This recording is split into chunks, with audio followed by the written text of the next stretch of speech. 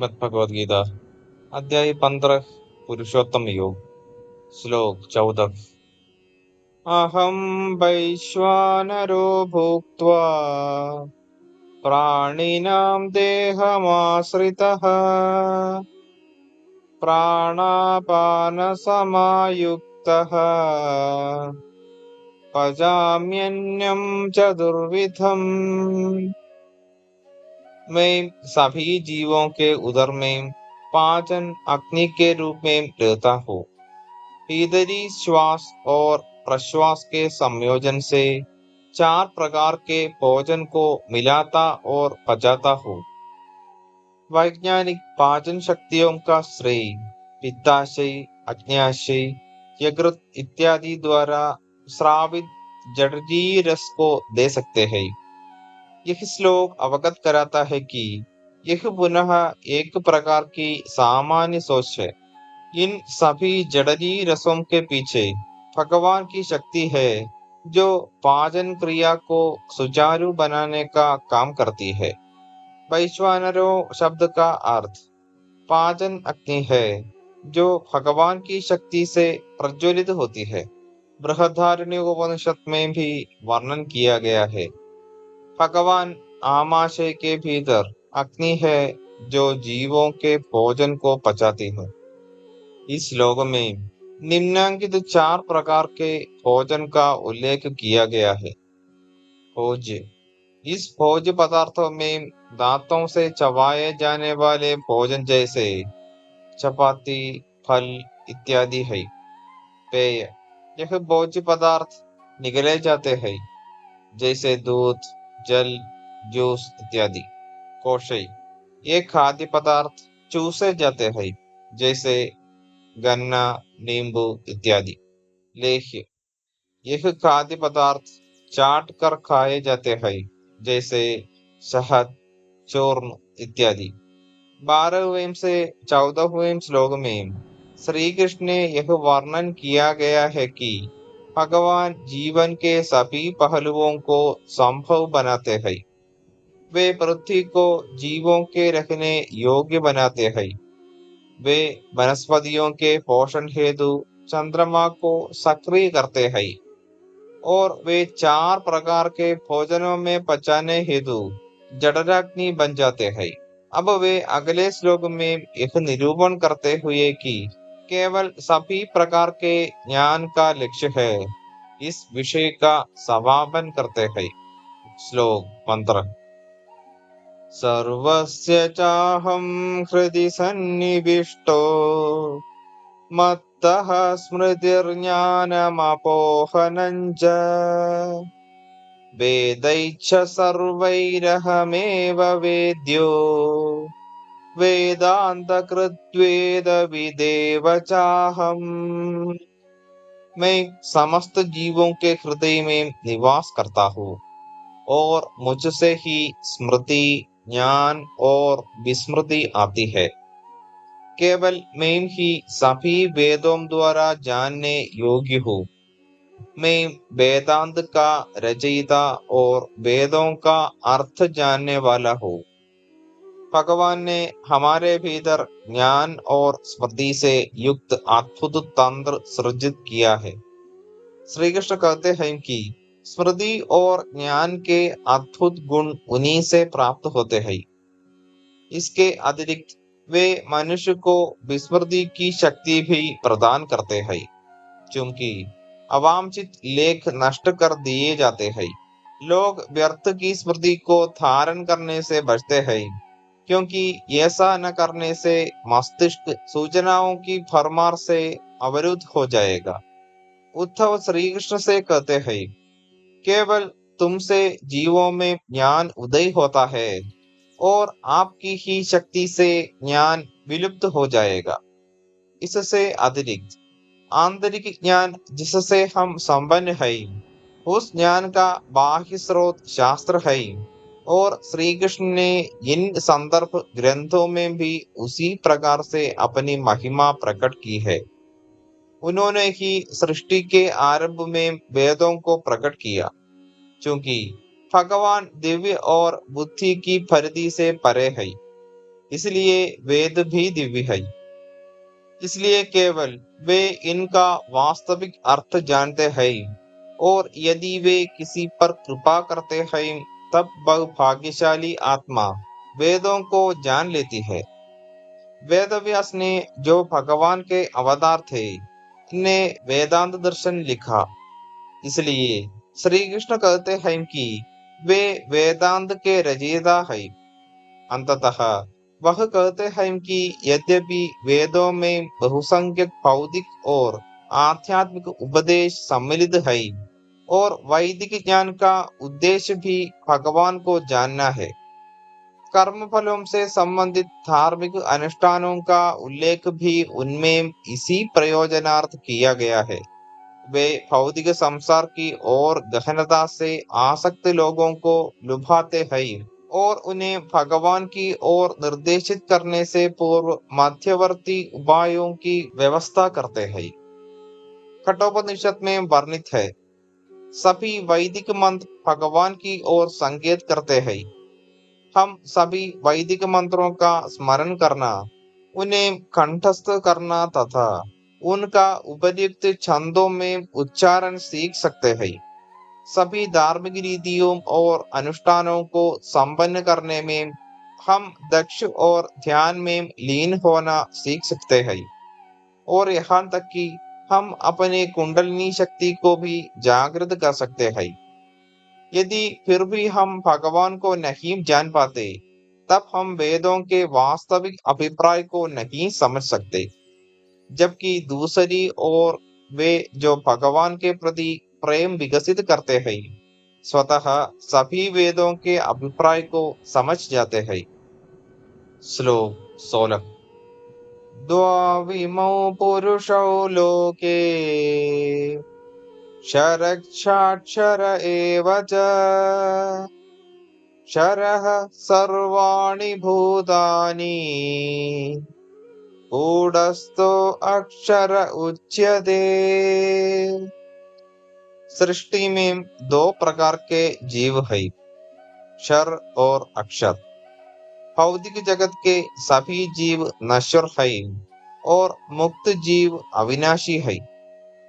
लौकिक क्षेत्र में माया जीवात्मा को भौतिक देह के बंधन में डालती है। यद्यपि आत्मा स्वयं में अविनाशी है और बारंबार शरीर की जन्म और मृत्यु की प्रक्रिया का अनुभव करती रहती है। इसलिए श्री कृष्ण कहते हैं कि भौतिक संसार में देहधारी जीव भी क्षर है। इसमें सभी जीव अणु जीवाणु से लेकर स्वर्ग के देवता भी सम्मिलित है। इसके अतिरिक्त भगवान के लोक में दिव्य क्षेत्र में वास कर रही आत्माएं भी है। ये आत्माएं अविनाशी शरीर से युक्त है, जो जन्म और मृत्यु की प्रक्रिया का अनुभव नहीं करती, और उन्हें अक्षर या अविनाशी की श्रेणी में रखा गया है। श्लोक 17। उत्तमः पुरुषस्त्वन्यः परमात्मेत्युदाहृतः यो लोकत्रयमाविश्य बिभर्तव्यय ईश्वरः। इनके अतिरिक्त एक परम सर्वोच्च व्यक्तित्व है, जो अक्षय परमात्मा है। वह तीनों लोकों में अपरिवर्तनीय नियंता के रूप में प्रवेश करता है, और सभी जीवों का पालन पोषण करता है। संसार और आत्मा का निरूपण करने के पश्चात अब श्री कृष्ण भगवान के संबंध में चर्चा करते हैं, जो संसार तथा नश्वर और अविनाशी जीवों से परे है। शास्त्रों में उन्हें परमात्मा के नाम से पुकारा जाता है, जिसका अर्थ परम आत्मा है। परम विशेषण स्पष्ट करता है कि परमात्मा आत्मा या जीवात्मा से भिन्न है। यह श्लोक उन अद्वैतवादी दार्शनिकों के दावे को अस्वीकृत करता है, जो जीवात्मा को भी परम आत्मा मानते हैं। जीवात्मा अणु है, और यह केवल अपनी देह में ही व्याप्त रहती है। जबकि परमात्मा विभु है और सब प्राणियों के हृदय में निवास करते हैं। वे उनके कर्मों का लेखा जोखा रखते हैं और उचित अवसर पर उसका फल प्रदान करते हैं। वे जीवात्मा के साथ जन्म जन्मांतर तक रहते हैं, चाहे वह कोई भी शरीर धारण करे। श्लोक 18।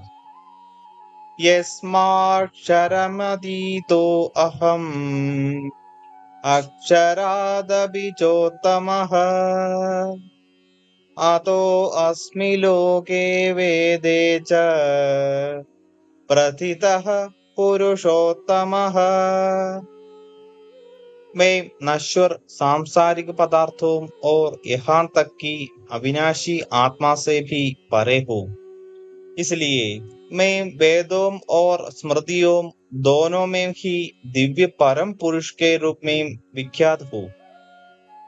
पिछले कुछ लोगों में श्री कृष्ण ने विस्तार पूर्वक यह प्रकट किया था कि प्रकृति के सभी भव्य पदार्थ उनकी महिमा की अभिव्यक्तियां हैं। वे केवल दृश्य जगत का सृजन करने पर थक कर नहीं रुकते। उनका अलौकिक व्यक्तित्व प्राकृत शक्ति और दिव्य आत्माओं से परे है। यहाँ उन्होंने अपने दिव्य व्यक्तित्व को पुरुषोत्तम के रूप में अभिव्यक्त किया है। अब कोई यह संदेह व्यक्त कर सकता है कि श्री कृष्ण और परम सत्ता जिसका वह उल्लेख कर रहे हैं, क्या वे एक समान है? ऐसे किसी भ्रम के अवशेषों को हटाने के लिए श्री कृष्ण इस श्लोक के व्याख्यांश में स्वयं को एकवचन उत्तम पुरुष के रूप में चित्रित करते हैं। श्लोक 19। यो मामेवमसम्मूढो जानाति पुरुषोत्तमम् स सर्वविद् भजति माम् सर्वभावेन भारत। वे जो संशय रहित होकर मुझे परम दिव्य भगवान के रूप में जानते हैं, वास्तव में वे पूर्ण ज्ञान से युक्त है। हे अर्जुन, वे पूर्ण रूप से मेरी भक्ति में तल्लीन रहते हैं। श्रीमद् भागवतम में भगवान को 3 प्रकार से अनुभव करने के संबंध में वर्णन किया गया है। सत्य जानने वाले तत्ववेत्ता कहते हैं कि केवल एक ही परम सत्ता है जो विश्व में ब्रह्म, परमात्मा और भगवान 3 रूपों में प्रकट है। ये 3 अलग अलग सत्ता नहीं है, बल्कि एक ही परम सत्ता की 3 अभिव्यक्तियां हैं। उदाहरणार्थ, जैसे जल, बर्फ और भाप 3 अलग अलग तत्व दिखाई देते हैं, किंतु ये तीनों एक ही तत्व के 3 रूप हैं। समान रूप से ब्रह्म भगवान का सर्वत्र व्यापक निराकार रूप है। वे जो ज्ञान योग के मार्ग का अनुसरण करते हैं, वे भगवान के ब्रह्म रूप की पूजा करते हैं। परमात्मा परम सत्ता का वह रूप है जिसमें वे परम आत्मा के रूप में सभी जीवों के हृदयों में निवास करते हैं। अष्टांग योग पद्धति में भगवान की अनुभूति परमात्मा के रूप में की जाती है। भगवान परमेश्वर का वह स्वरूप है जिसमें वे साकार रूप में प्रकट होकर अपनी मधुर लीलाएं प्रदर्शित करते हैं। भक्ति के मार्ग या भक्ति में परम प्रभु की अनुभूति भगवान के रूप में की जाती है। इसकी व्याख्या पहले भी 12वें अध्याय के श्लोक 2 में की गई है। इस अध्याय के 12वें श्लोक से श्री कृष्ण ने भगवान के इन तीनों स्वरूपों का वर्णन किया है।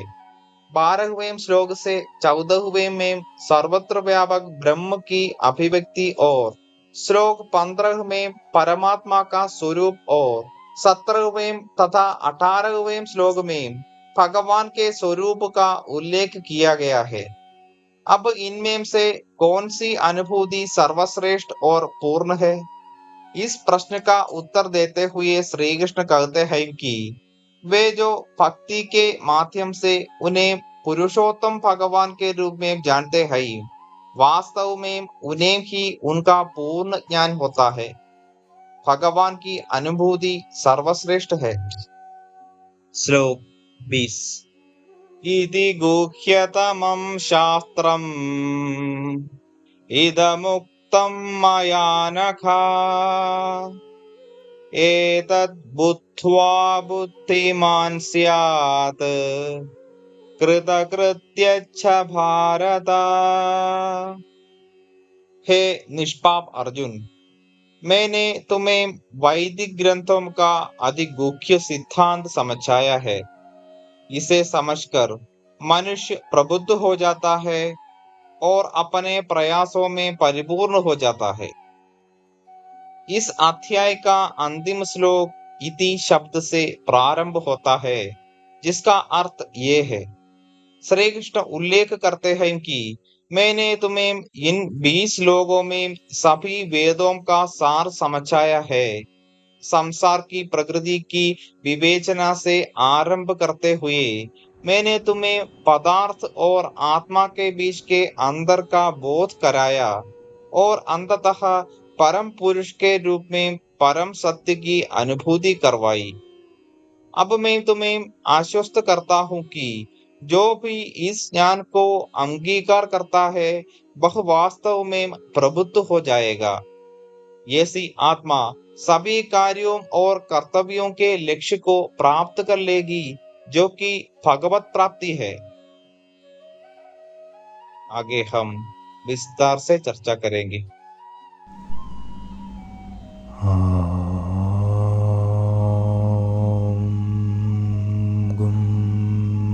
गुरुभ्यो नमः।